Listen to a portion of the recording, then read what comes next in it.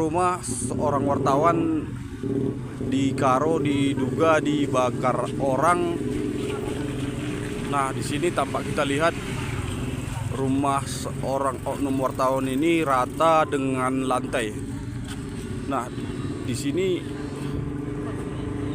akibat dari kejadian ini memakan korban 4 orang. Salah satunya oknum wartawan bernama Sempurna Pasaribu beserta istrinya, anaknya, dan cucunya. Jadi jumlah korban dari kejadian ini sebanyak 4 orang.